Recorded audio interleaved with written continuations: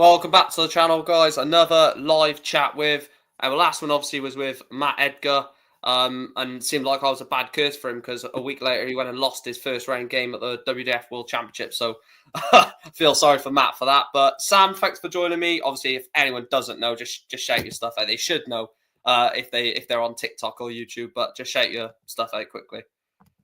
Yeah, so on TikTok, I'm Sam_Brack.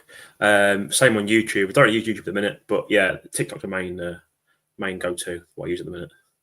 Yeah, so we're going to start off, like I said, backstage. We have got a few pointers to sort of just run through basically as we go and have a chat in between the first one. But darts journey, how did darts come about for you? I said to Matthew Edgar, or asked him, and he said it was just, I went to a pub, played for my dad's team, started winning games as a 13-year-old kid against these 30, 40-year-old men and sort of got into it that way. Simon Adams, who I spoke to previously, said that he just gave it a go and loved it. How did it sort of come about for you, and when was the main point you thought, I like this? So I played a little bit as a kid, not too much. I had a dartboard in my room when I was younger. Never really played too seriously. And then that got taken down and stopped playing. Then about just over 2 years ago now, I don't know what we were doing. Me and my cousin were playing golf. It was raining one day, so we went to play darts. So we went to Sports Direct, bought a darts board, and that was it. Played darts ever since then. Got addicted to it. Yeah, we've seen you on TikTok hitting some, really good legs and 180s and stuff like that. And sort of we will come on to the future of darts later on. But how much do you think social media has influenced darts into making it, more recognized? Because 10, 15 years ago, it was just if you're down the pub, pick up a set of darts, you might go and then jump on the snooker table and have a game of that. It was never really sort of that thing where it's, I'm going to play darts for 3-4 hours straight. How much has social media influenced the progression of the sport? Yeah, it's huge. Obviously, this year is obviously blown up because of Littler, like we all know. And I think with that combined with people, especially on TikTok, flying with darts and doing all the dart stuff, I think the Littler effect, and TikTok, YouTube, Facebook, Instagram, all combined, has sort of doubled that in terms of it blowing up even more. I think without Littler, it would be big, but with social media, it's twice as big, if not 3 or 4 times as big as it would have been without it. In terms of like obviously yourself moving away from it in general, how much has it affected your growth social media wise? Because obviously it was 2-3 years ago where I started doing content on darts, because I've always done football content. That's what my channel and every aspect of my YouTube has been. It's been following my local team, doing vlogs and stuff like that, doing match reactions. But then I was like, actually, I've been watching darts for God knows how long. I have a great knowledge of it. Let's start putting it into video. And then all of a sudden you post that one for the first video, and then you realize actually there's an audience for this. Like, how much has it improved, or how much has it increased your sort of following on the sport? Yeah, massively. So I started a couple of years ago now, pretty much when I first started playing darts again, when I got that dartboard. And then it was pretty slow, pretty steady, got a few followers. And then as soon as hopefully last year's World Championships came along, and Littler, like I said, he single-handedly blew up darts on the internet. Not just myself, a lot of my friends that do a lot of TikTok and YouTube stuff, we all had a massive rush. And then it sort of, we gained loads of followers really quickly, and it slowed down throughout the year, still gaining quite a few. But even now it's starting to pick up again already. You'll see the views on TikTok for TikTok dart stuff is getting a lot bigger already in anticipation of the World Championships. But through the summertime, it quietens down a little bit when there's not so much on TV that the part-timers sort of watch. Obviously, there's a lot of darts still on, but nothing in front of people. Now it's getting to the World Championship again. And hopefully everyone's expecting Littler's going to win it, or do well again, or whatever. It's going to spike again. But there's more. It's good because there's more and more young players coming through. Just look at Jaden Walker, is it? That's the one, Jaden Walker. Yeah. Look at him the other day. It could be another one. There's another lad I was playing exhibition the other night, over 12 years old. He beat Rick Evans. Like, there's just kids everywhere, just absolutely flying. Yeah. Do you think that, like, obviously, I know Littler's run to the final and post that as well, winning the Premier League, winning the Grand Slam and stuff like that has obviously pushed that. But do you think, obviously, Christmas time is when darts is at the peak? Do you think there's going to be a point where everyone's piquing their interest all throughout the year, or do you think it's still going to be that minority that, like me and you, that follow it throughout the year, and then the casuals tune in for Christmas, maybe the match play to watch it? Do you think there's ever going to be that point where for the whole year people are invested in the sport? I think there'll be more and more people that get into it properly after the World Championship, like there was this year. Yeah, I think it'll always peak at Christmas time because of the World Championship. But it's got to the point there where, similar to like how golf sort of became fashionable overnight. No one wants to play golf. It's an old man sport. And all of a sudden, everyone started playing golf. And it's getting the same with darts now. People are going to watch darts mainly because they know it's just a big, like drinking session. yeah. So even the people that aren't really interested in darts are still going to watch darts because they know it's a big, they're going to get levered. And then from that, you get people start to play darts, having a go themselves, like me, buy a dartboard, and then all of a sudden you're addicted to it. And then the next thing you know, you've been playing for 2 years and you're still useless. But that's another story. So we are going to talk about the future of darts in general later, but I've got a question from Chris. He said, will we see more TikTokers go on the Modus series, for example? Also, could we see influencers join darts as influencers already doing their own boxing? Could we see that in darts? Well, so there's, in terms of playing, I think there's, on TikTok wise, there's a few players that are good enough to play on the Modus, and a few are going on. In terms of influencer stuff, I think they'll carry on like the Modus influencer events the other day, but it won't be people like myself that'll be on there. It'll be the big streamers like Angry Ginge, Jackmate, Pieface, all the ones that bring the eyes into it. Because at the minute, there's no one on TikTok really, Charlie Murphy, but apart from Charlie, there's no one on TikTok really that's got a big enough following to push people towards watching it, where they can have people like say Danny Aarons and all these people on there that are just going to bring ice to the Modus, and that's what they want. But in terms of playing wise, I'm sure there will be. No doubt there's some young lads somewhere that are starting on TikTok now and doing it, and eventually they'll be good enough, if not good enough already, to be on there. But in terms of TikTok, it will help them definitely because they'll get spotted. A lot of people that wouldn't necessarily got the chance will be spotted on TikTok now, and that might get picked to play on one of the game weeks. So do you think that at the moment, because obviously this new TikTok and this new live darts and doing live streams on darts is still kind of in its like infant stage, do you think at the moment in terms of the Modus it's just get the big names on to get the viewership, and then we'll sort of move into getting, because realistically we saw Danny Aaron's not the best, but that's going to gain loads and loads of views, and I think someone put on Twitter that that Modus got more views watching on YouTube than the WDF live session. So it's just about getting the numbers on for now, and then hopefully grow into more of a better quality dart. Yeah, that's what they're doing. It's the Modus at the end of the day is a business. I did a video about it on TikTok. They're a business at the end of the day. They do it for charity, but realistically, when they do it for charity, yeah, they made a lot of money for charity, but they're a business. They're getting eyes on the Modus. Look at the last influence, not the one just gone, the first one. The very first one. Their numbers flew, and from then they've had a lot more viewers watching the Modus. Just because of that, because they got interested in darts and that sort of thing. So they're not stupid. They're a business. They're going to keep doing it. In terms of your journey going forward, then is there any? Obviously, you're playing at a much better standard than me. Is there like any sort of future for you right now, or is it just keep playing on TikTok, see where it goes? Yeah, I would like to. I would like to eventually do some sort of content stuff for a living. I make some money from TikTok, but it's not enough to live on. So I still have a full-time job and that sort of thing. But ideally, I'd like to do something full-time. I don't think it'll be playing because I'm nowhere near good enough. But going to, my goal is to build as many, like I said, build a big following, as big as I can, to then get asked to go on these things. Like I said, I played an exhibition last week I have to go to. I've played in like the throwdown stuff, playing throwdown stuff. So I've been asked to play a few things, but it's growing it even further. So I've got more behind me to be asked to play these things and go to different events and that sort of thing.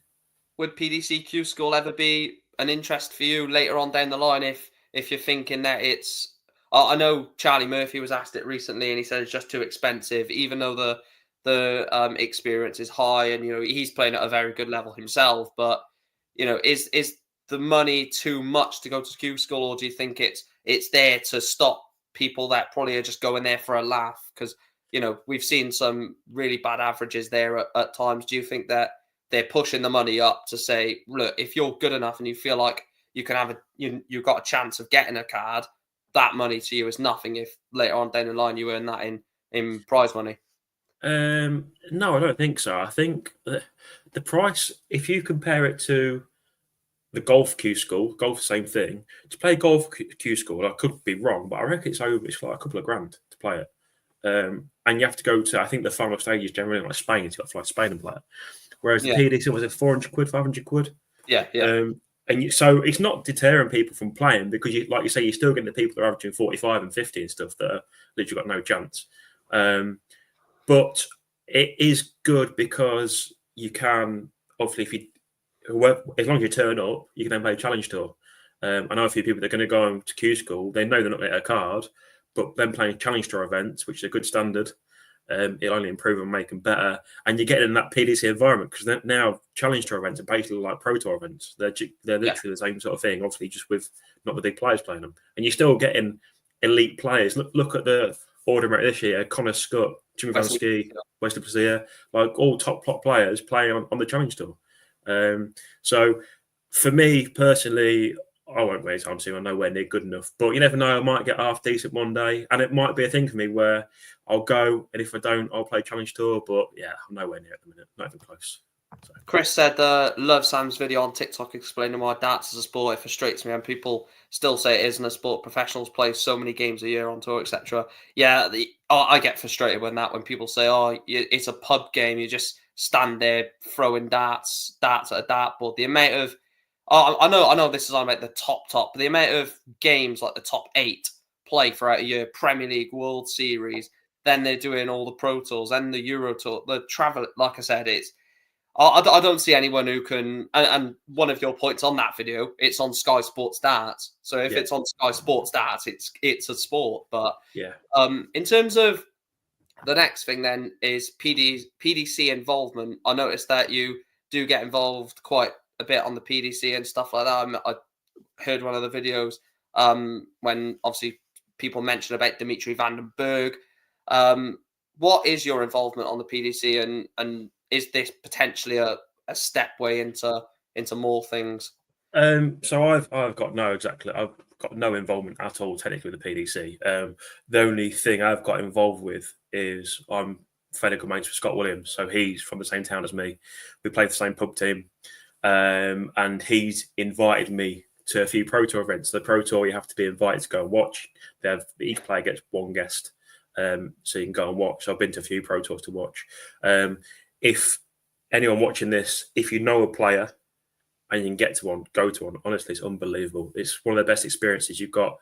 You walk into the room, it's like a big sports hall with 15, 20 boards around the outside and the streaming boards. It's just people walking around like, I'm in the toilet, like having a, can I swear or not? Yeah. Yeah. So I'm in the toilet having a piss next to Gary Anderson, Nathan Aspel stood behind me joking. You go out to the side of the smoking area, and they're all just stood there chatting. It's unbelievable. You can watch them warming up. They just sat at the table. You go and have a chat with them. It's unbelievable. Like they're just there in front of all the best players in the world. Is there any mental or weird stories from being invited to a Pro Tour with Scott Williams that you can sort of remember? Any? The one that there's some I can't really say, but the only thing I've got really is the last one I went to was in Leicester. So I sat at a table with the Scott Williams, Josh Rock, and Rob Cross are all with the same management, so they're at the same table. So I'm sat with Josh, Rob, and Scott, and all chatting. And Peter Wright's there, and he's got a drink, and he walks past me, and he sort of looked up, and I just smiled at him. And he looked there, he looked up again. He's like, all right, Sam. I was like, oh, right, Pete, how you Yeah. doing? And Yeah. then he goes, oh yeah, I watch your videos on TikTok. I was like, do you? Yeah, I watch more. Anyway, I was like, there's no way he's got TikTok. So I went to get a drink, and he was just coming out the toilets, and he saw me again. He came up to me over a chat, and I'm like, Pete, how do you know me? How do you know me? I'm like, you got TikTok? He's like, yeah, I got TikTok. I watch all your videos.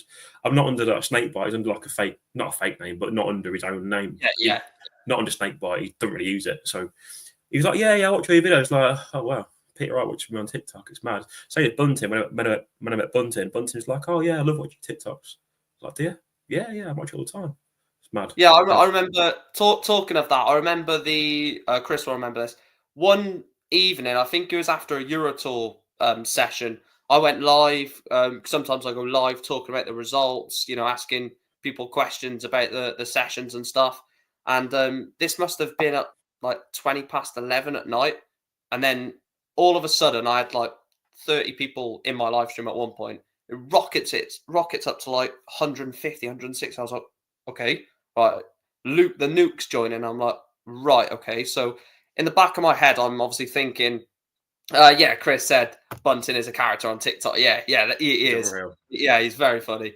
He's a really nice guy as well. Really nice guy. He sounds so down to. I remember that. No, I know it was a bit of a sidetrack, but I remember that interview he had with Barney when obviously Barney beat Bunting at the World Championships, and it just seems just like the same guy. But anyway, so I was on the live stream and I was like, that can't be the real Luke. So I'm not going to get gassed or not going to get, things thinking, I'm just a random lad talking about darts and Luke Littler's joined. And then he goes, no, it's actually me, lad. And I was like, oh, right, okay. Clicked on his profile and it was like, however many followers he has on TikTok, whatever it may be. I was like, oh, bloody hell. So I just said, like, best of luck for the future and stuff. And, obviously having my interview type language towards him. And then he went, no, I'm just chilling in bed. Can't be asked with FIFA. I was going to jump on with Ginge. And it was just crazy to see that we've got probably one of the best players in the world, if not Luke Humphries, but one of the best players in the world. So relaxed and so like just composed. It was mental. But back on the PDC then, who is your apart from Scott Williams? Because I imagine it is Scott Williams. Apart from him, who's the funniest guy or the person that you got on with the most when you go to these different pro tours with Scott? I imagine obviously it would be Scott normally. But is there anyone that you like really got on with when you went to these? Yeah, so like I say, I sat with Scott, Josh Rockand, Rob Cross. Rob Cross is if people I've said to everyone, if people understood Rob Cross and he was on TV more and he was himself more. Obviously, when the cameras are on him, he's got to be professional and all the rest of it. But when he's in real life, he just loves to wind. He winds everyone up. He don't care who you are. I walked in and he was just on me straight away, like wind me up, trying to get me wound up. So he didn't even know if he knows you, doesn't know you, doesn't care. He'll wind you up, and it's funny. It's really funny to watch. You forget that all these guys. The way to describe a pro tour is, you go to your local open, I don't know, Yeah. your local, it's like that. So they're all just in there having a laugh. They're all mates. They're all having a laugh, but they're all really good at darts. So the only difference is they're all good at darts. They're unbelievable at darts. Yeah. But you sort of forget. You see them on TV, these big characters, and Luke Humphries, Luke Littler, all this stuff. But they're just normal blokes. They're just like me and you, but they're just good at darts. That's the only difference. And they love darts like we do. That's no different at all. Yeah, so when I had Matt Edgar on the other week, I asked him, obviously, if he plays against a Gary Anderson, a Van Gogh on stage, and you like beat them, you're gonna give it large. And I said, what is that like on the Pro Tour? And he said, I've beat Michael Smith, I've beat Michael Van Gogh, and I've beat Gary Anderson, obviously with the 170 finish, as he likes to say. I've beat all these players, but on a Pro Tour, it's like if you give it large to a Van Gogh or an Anderson or Smith, something like that, they look at you thinking like, what's he doing sort of thing. Because on that Pro Tour, it's a completely different, like he said it to me, he said it's a completely different scene to what you see on the streaming boards or to what you see on the stage. And he said they'll come off a win, shake each other's hands, and then just walk off and wait in like their different table Yeah. till they get off the next match. Is that sort of what it's like when you've gone Yeah. to? So the last one I saw was Daryl Gurney played Aspinall on one of the non-stream boards, and I was just still watching it. And it was towards the end of the season, so they were all trying to get up the rankings to get seeded in the Player Championship finals. And I remember Aspinall, he beat Gurney, and he gave it a bit of a roar, but it wasn't because he was like being not being disrespectful for Daryl. It was because he needed to win, and he won. It's just a relief in winning. Like he let it go. But you'll see a lot of players when they lose, they still, whether on the TV or, in fact, probably on the floor tournaments more, they're probably more disappointed. You can see in their face, they're just like instantly just like fuming. Like they're all right. They're not, shouting about or anything, but that you can see how much it affects them on TV. They have to put a bit of a smile on when they're walking off stage. They all shake hands. They're all, nothing really, it's never a problem really that I've seen. But yeah, they're all good mates at the end of the day. It's like say you go down your local pub, you play your mate in the tournament, you want to beat him, but at the same time, he wants to beat you. You shake hands at the end of the game, you're still friends. It's just a game of darts at the end of it, isn't it? But on the hockey, you're like, nah, you're not my mate. I want to batter you. And I've said that multiple times when I go down to the pub with my mate. I'm like, when I'm in that game mode, I don't give a shit if we're really good mates. We get on, have a laugh, and all this stuff. Because at the end of the day, you're there to win a darts match. Afterwards, you have a drink, have a laugh and stuff. But in that moment, and that's why I think a lot of people on, when they watch like the streaming boards and stuff, they're expecting what you see. They're expecting a Peter Wright, for example. They're expecting a Gerwyn Price that they see on the big stage, the World Match Play, the Grand Slam. They're expecting that on a streaming board. And I've heard even Price say it before. He's won a game 6-0, averaging 110 or something stupid like this. It's just shake your hands, move on. When everyone thinks that after that is going to be a massive celebration and stuff like that. And it's just a completely different thing. Chris said, remember Scott Williams in the World went 1-0 up against Van Gogh. He pointed 1 to himself, 0 to Van Gogh to the camera. I did remember that. What a run at the semi-finals at the last Worlds for Scott. As a mate, as a really good mate of his, you must have been on cloud 9 for him in that World Championship. Yeah, so I was there that game. He invited me to go and watch that game against MVG. And this is something I never, ever forget. So we're in the players' room before. They're all having practice, whatever. And just sat there having a chat with him. I was like, "You confident?" He went, "Yeah." So you're going to beat him? I was like, "Yeah." The last thing I said, what Scott's like. They're all like that. They don't turn up to any of them think they can beat any of them, which they can on their day. Yeah. And I'll never forget this. He at the end, obviously, with his family as well and whatever, and I give him a hug. I said, "What's the score then, Scott?" And he went 5-3. I went, "All right, and go and do it." And he did. Honestly, unbelievable. And then it came back to the playroom afterwards. He went, "I told you, didn't I?" I went, "Yeah, you're pretty good, aren't you, mate?" I mean, I was in shock in that tournament because there was so many shots going left, right, and centre. And was it Peter? Yeah, he beat Peter Wright, didn't he? Was it Peter Wright? No, he beat Heta, Schindler, and who did he beat in the first round? Can't remember who he beat someone else. But the Heta game was a big game. The Schindler game he played well as well. Played really well. Well. And that game against he had Humphreys in the semi-final. I just in that game I just he's on a different level. Connor Scott is in. He says, "Yeah, Sam." Hi, Connor. And then moving on to a question from Connor. He says, "What's Sam's proudest moment in darts?" Going to the Pro Tour in Leicester, and I see this little man across the room turn around. He shouts, "Hi, Sam," and then runs across to me and give me a hug. It was Connor Scott. That's my proudest moment. little Connor give me a hug on the Pro Tour. Oh, not put. Not put, that's it, yeah. They beat not put. Proudest moment in darts. I don't really know, to be honest with you. I'm not really, in terms of playing darts, I've not really done anything. Like, I'm not very good.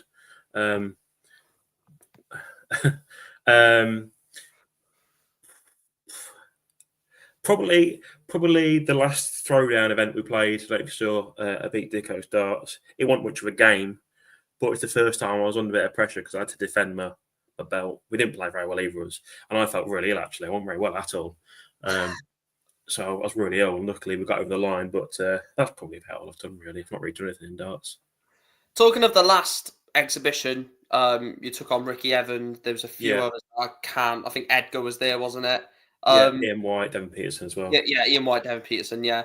What was that like being in that type of environment around them? Because obviously in the Pro Tour, as you mentioned, obviously they are serious, but when they come off, they're chilled. But what was that like in like just being in and around them, knowing that Yeah, they're able brilliant. to just have a laugh and obviously you said Jaden Walker, Pete, Ricky Evans.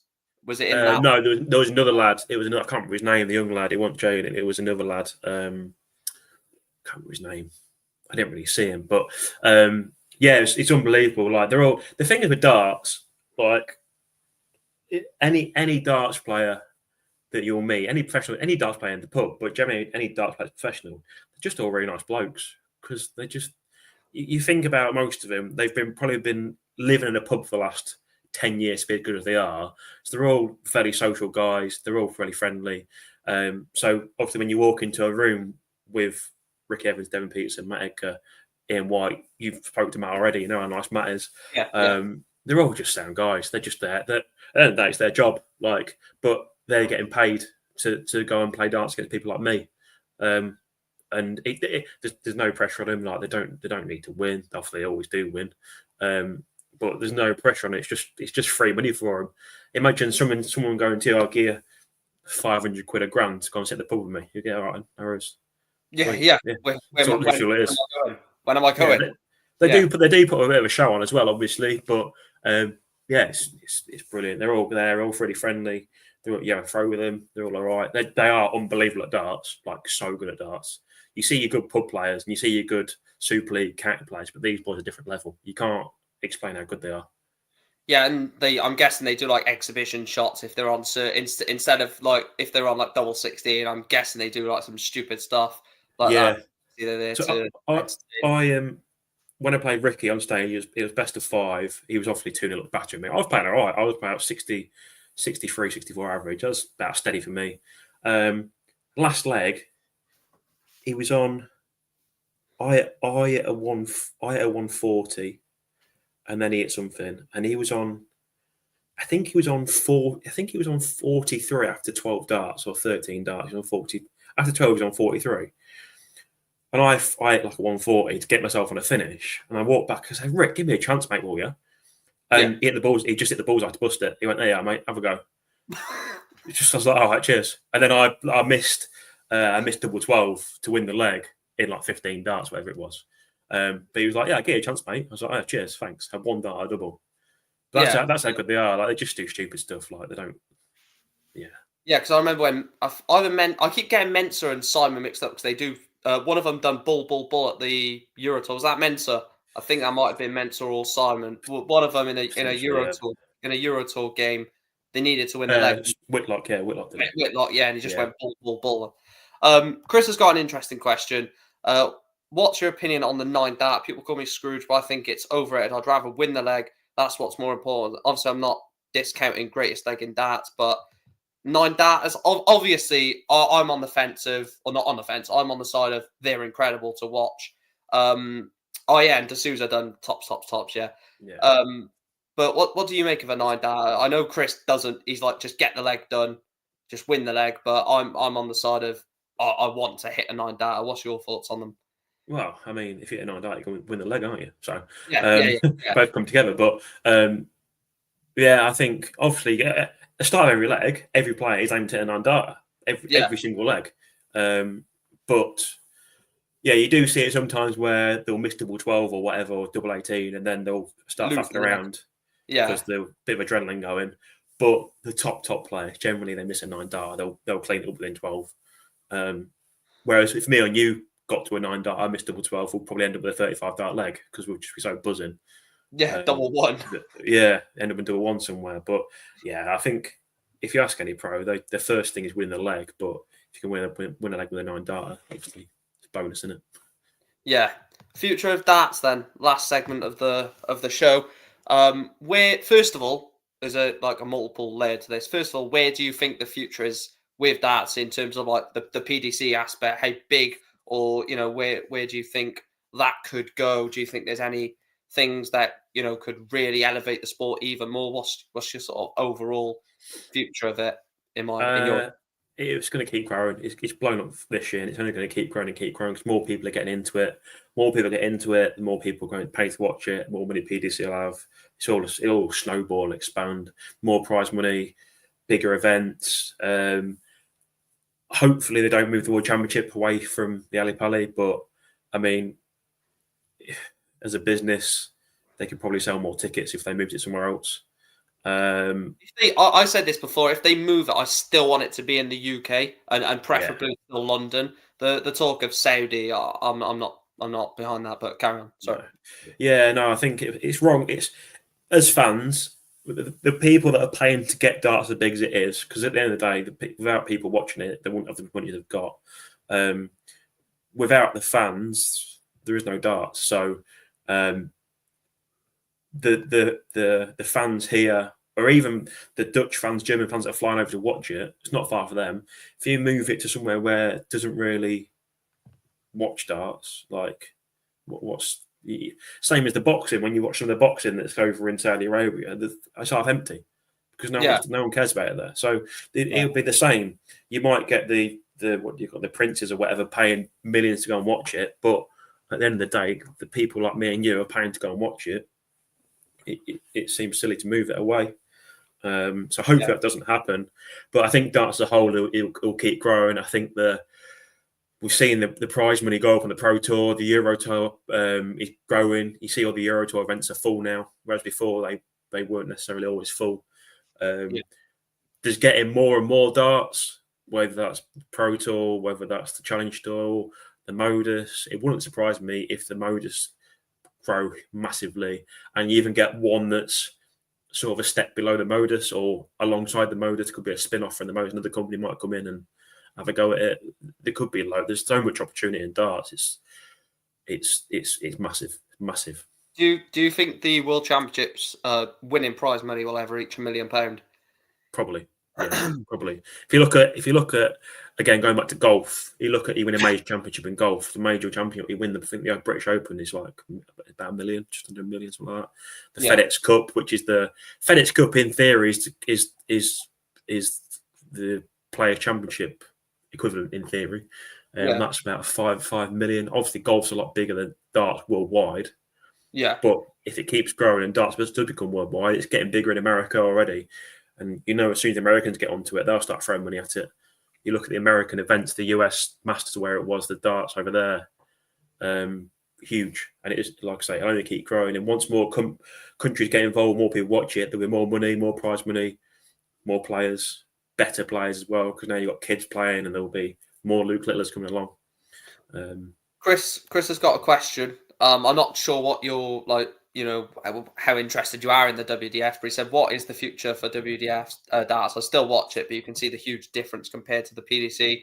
Like I said, I watched it the other week. I'm going to be getting Shane McGurk on either this week or next week. Obviously, you won the WDF men's singles, but the standard is so far away from the PDC. Do you think they just need...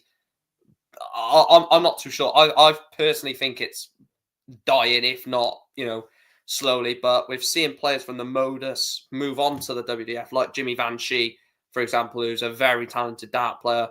I don't know what your thoughts are on the WDF. I think they're so stuck in their ways. They're so behind the times. It's basically the BDO. If you watch the BDO 15, 20 years ago, it's the same thing. And the BDO ended for a reason, because no one watched it, and the WDF, I think, will probably go the same way. The stand, you say the standard is not as good as the PDC, but generally most players playing the WDF are Modus players. So I think the Modus will overtake. It already has overtaken the WDF, and the Modus will grow further.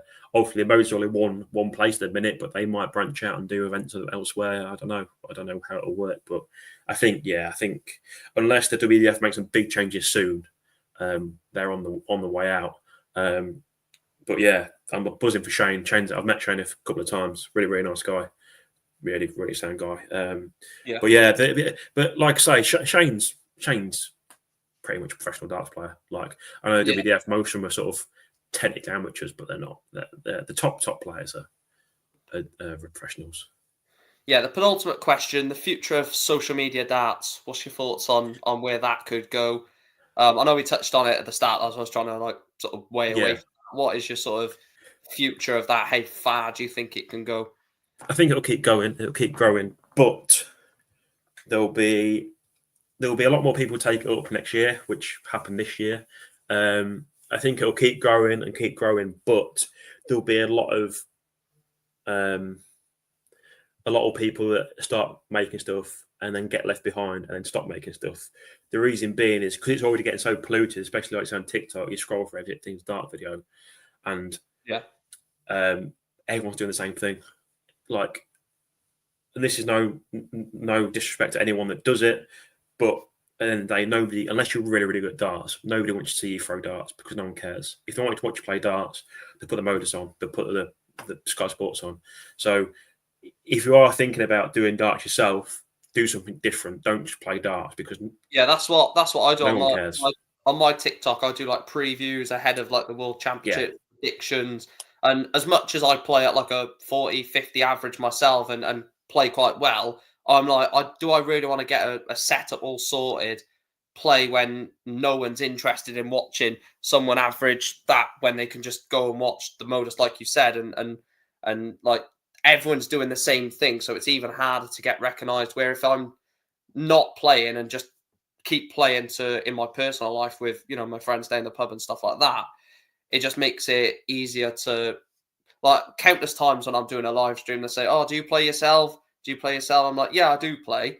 "Oh, can we get a stream of you playing sometime soon?" I'm like, "I would love to, because I would absolutely love to spend 2-3 hours in my room just playing darts." But at the end of the day, is it worth my time when, you know, everyone else is going to be suckered into other channels and other sort of outlets?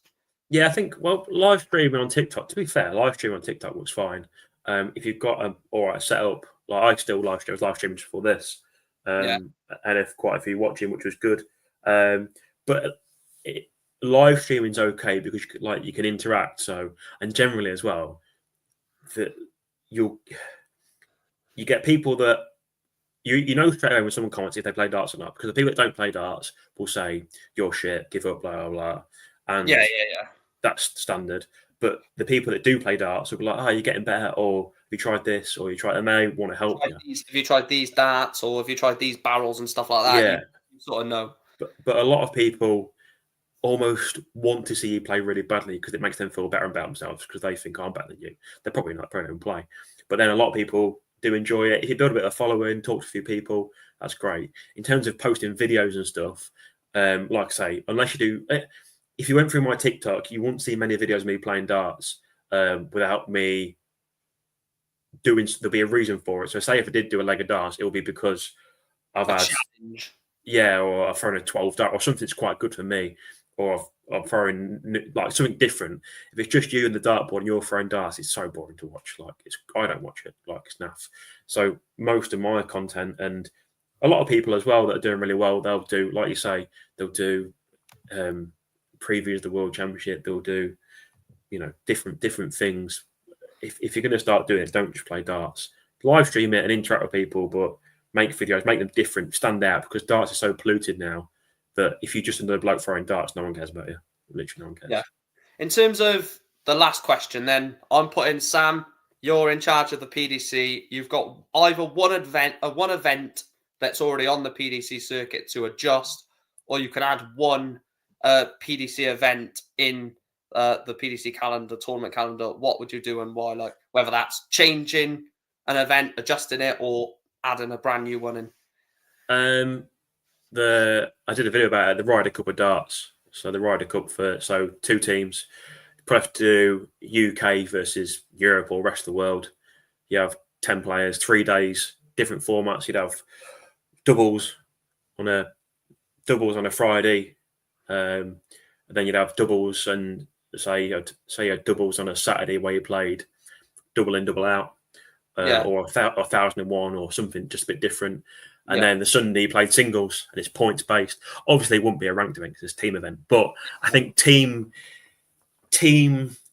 darts could be huge. Obviously, darts are a really individual sport, but again, going back to golf and what Liv have tried to do, Liv have brought a team base into it, so you can support a team. So, say if you did have teams, you could have like, I don't know, you could have Luke Humphries, Kessie Price, Johnny Clayton, and Peter Wright in a team, and then you could have another team with the 4 players and just play against each other. Maybe that could work. Do you think they could do that for manufacturers? So like every manufacturer would have, or every like different set of sponsors could have their own team, or do you think it would just be almost like an F1 sort of thing, couldn't it? I think you could do, but I don't think there's enough decent manufacturers around because you've got Target, Red Dragon, Winmore, which are basically the same company, Bulls, Shot. You've got 5.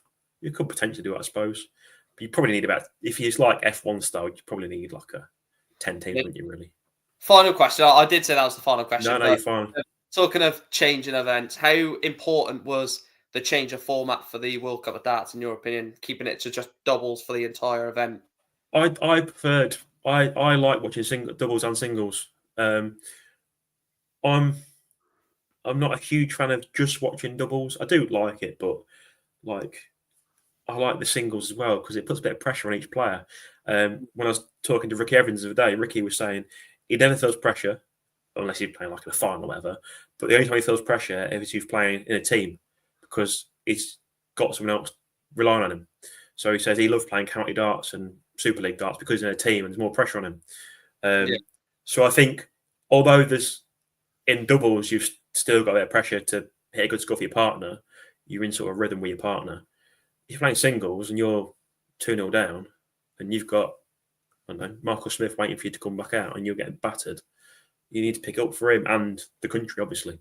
The only thing the World Cup is it's so not one-sided, but generally all the fans of darts are from the UK, Germany, and Holland. So the teams that are like, no one really supports like America or Cyprus or China. Maybe, and I think it's a bit unfair because it's like these players still really, really good and they still want to win, but no one's really supporting them.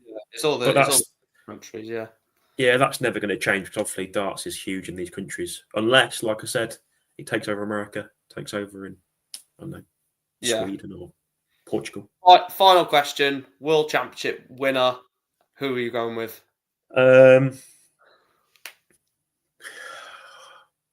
Littler's going to win, surely. I want Littler to win. I obviously want Scott to win. Outside of them, Johnny Clayton's my favourite player. And Rob and Josh, because they're just good guys. Yeah. So I reckon I'd like to see Josh Rock win it against Scott or Rob in the final, but I don't think he'll happen. Chris, one more actually. I don't still have Connor. I hope Connor gets really far because I love Connor. Really nice guy. Yeah. That performance at the Players' Championship, especially that last leg against Dirk, must kill him. But yeah, I've done my bracket prediction, and I've managed to come up with Humphries, Gary Anderson final. And now the more I've done it, and the more I know I'm going to be posting that video, I'm like, oh, people are going to rip into me because and now I've done it. I'm like, can Gary go that distance in 5, 6, 7 set format? But we'll see. Anyway, I don't really care who wins. Like there's going to be the best players get to the end anyway. So at the end of the day, if you're a neutral fan, like I support some players, but I don't really care. Like as long as I'm the best player wins. Because I'm Welsh, I will always and every single day support Kessie Price and Chris. Yeah, I love him. What a guy! But like every single time I see him lose a game, not really on the Pro Tour or Euro Tour, but when I see him, like especially at the Europeans when he lost to Trick Hole, I was like, might have been the Players. Either one when he lost to Trick Hole, I was like, that's not going Price. Massive shout out to Sam. Big thanks for coming on. I really do appreciate your time. And please check out Sam on TikTok and YouTube. I know obviously you said you don't really post on YouTube, but do go and check out his TikTok live streams. They are brilliant, and definitely will be tuning in for some. But thank you, and I'll speak to you later. Legend. Thanks, mate. Cheers. Yes, thank you. Bye. Yeah, that was Sam.